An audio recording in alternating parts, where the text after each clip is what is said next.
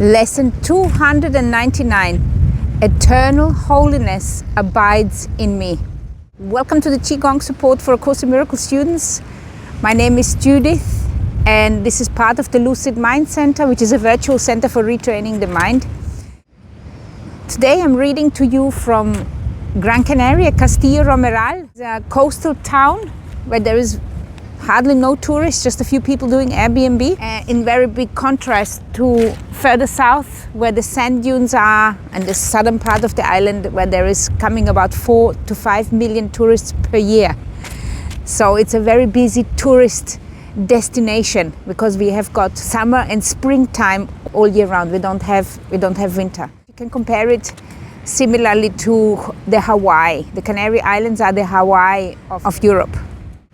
I just wanted to show you this as a contrast of how a rough nature is also beautiful, and this is also part of life, you know, having some wind, having some waves, having some noise, just appreciating that part of creation too. The reason this is called Qigong support is because after reading and contemplating this lesson together, I'm going to guide you to Qigong classes which I feel are specifically helpful for you to understand and integrate the lesson and also understand our special thought, which is what is the real world, because this is also the real world, but the real world is a question of perspective. It's a question of how do I look at this world?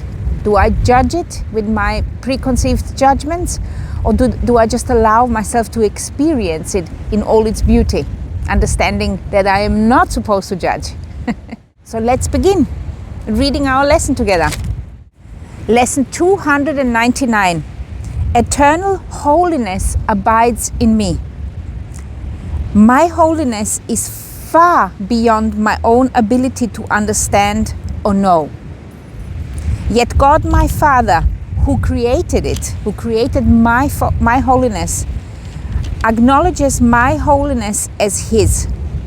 Our will together understands it. So His will and my will together understands it.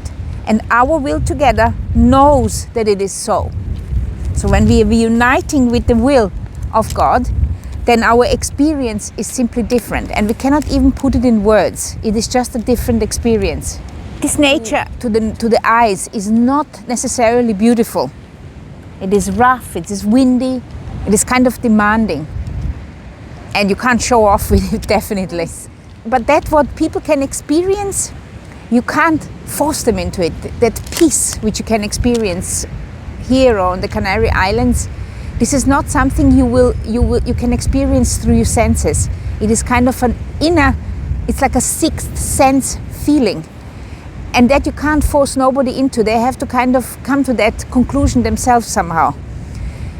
And I think this is very much what is talking here, is our will together, because the will of God is inner peace. And when your will is also inner peace, when you achieve it, there is some sort of a knowing. It's just kind of an expansion of peace.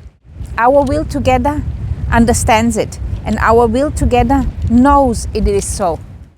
And the prayer goes like this: Father, my holiness is not of me. It is not mine to be destroyed by sin. It is not mine to suffer from attack. Illusions can obscure it, but cannot put out its radiance, nor dim its light. It stands forever perfect and untouched. In it are all things healed, for they remain as you created them, and I can know my holiness. For holiness itself created me, and I can know my source because it is your will that you be known. And there's a lot of things which I would like to unpack with you here. So the holiness, our holiness and our innocence is not of me. This is not something which we have created. It is not mine to be destroyed by sin. And I can't really destroy it with sin, even if maybe sometimes I would like to. When I'm looking at another person, I want to point at them and say, you are evil, you are not holy. But it actually cannot be destroyed by anybody's sin. The person, even if he's done the most atrocious things, it is still holy. It's because the person is delusional and has created delusional things on this world. And our job is to kind of overlook it and say, okay, you've done this crazy stuff, like you do this when a kid does something crazy. You've done this crazy, but now let's stop and let's move on. It is not mine to suffer from attack. So also when somebody is attacking you in the other way, it is not meant for you to suffer.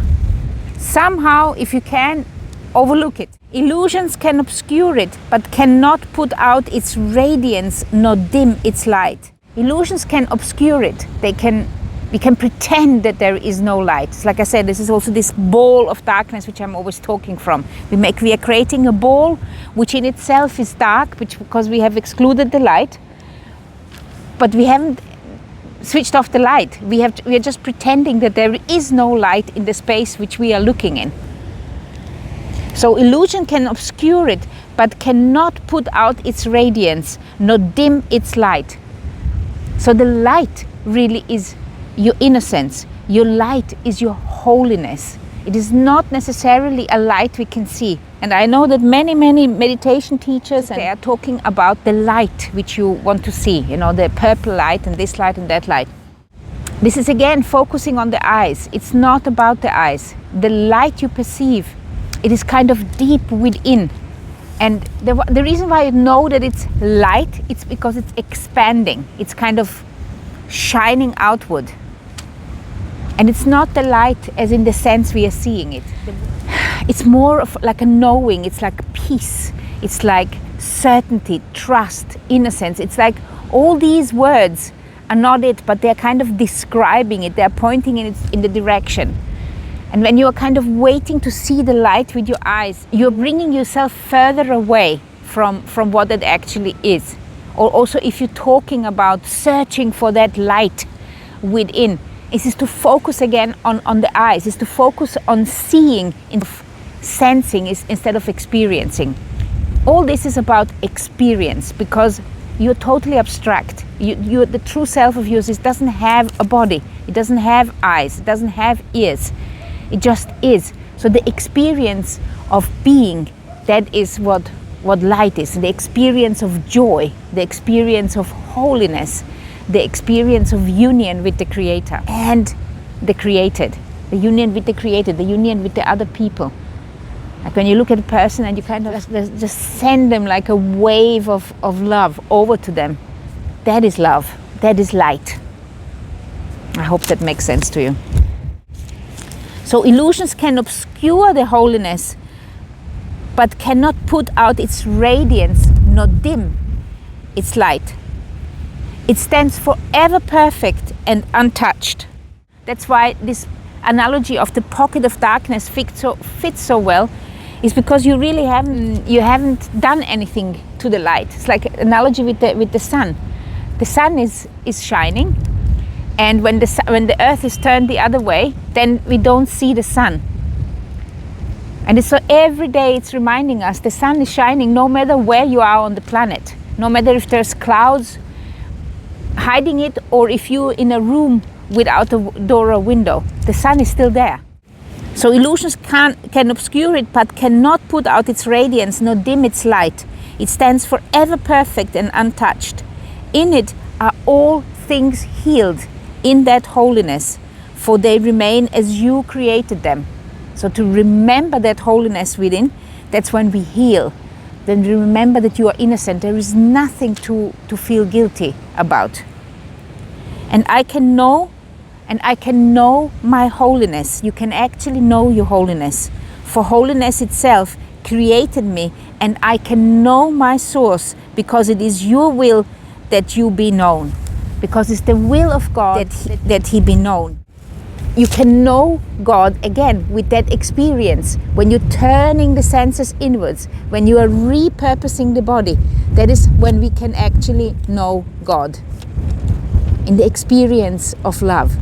When we are loving other people, when we are forgiving, overlooking, desiring to experience love and holiness and innocence, repurposing our senses as we have learned in what is the body, repurposing the body, connecting to the channel, remembering the Holy Spirit, remembering that the Holy Spirit can help us. Using all these tools which we have learned, this is how we can experience God. I mean, this is really what it is about, experience love. So for this particular lesson, I suggest this class I have recorded for What is the Real World, which you can do both seated or standing. Also, I think this particular Qigong class could be interesting for you. And here you have the reading of What is the Real World, and here you have got the list of all classes if you would like to do another one. Love, light and chi to you.